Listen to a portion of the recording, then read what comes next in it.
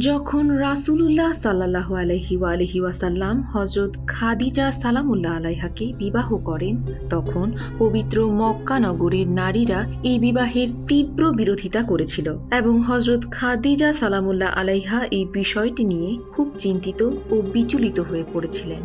যখন হযরত খাদিজা সালামুল্লাহ আলাইহার গর্ভে হযরত ফাতিমা জাহরা আসেন আর গর্ভধারণের অল্প কিছুদিন পরে হযরত ফাতিমা সালামুল্লাহ আলাইহার ভ্রূণ মায়ের অন্তরঙ্গ ও ঘনিষ্ঠ সহচর হয়ে যায়, তিনি মাতৃগর্ভের ভেতর থেকে তার মা হযরত খাদিজার সাথে কথা বলেন আর হযরত খাদিজা সালামুল্লাহ আলাইহা বিষয়টি গোপন রাখেন।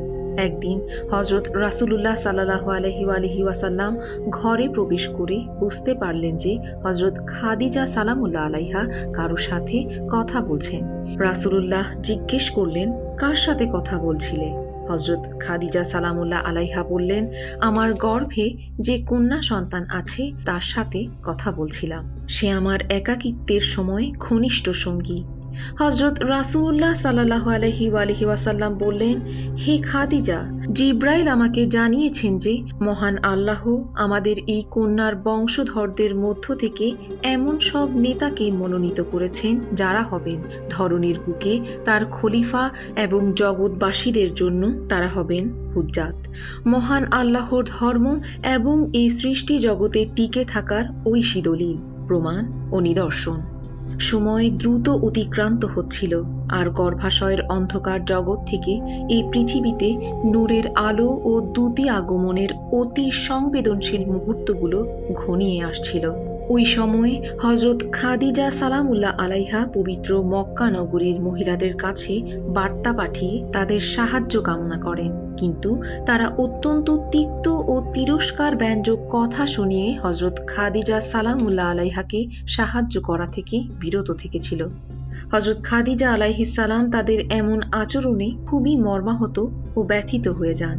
ঠিক তখন হঠাৎ করে শ্যাম বর্ণের দৃঢ় ব্যক্তিত্বের অধিকারিণী চারজন মহিয়সী নারী বাড়িতে প্রবেশ করে বললেন, হে খাদিজা, আমরা মহাপ্রভুর কাছ থেকে আপনাকে সাহায্য করার জন্য এসেছি।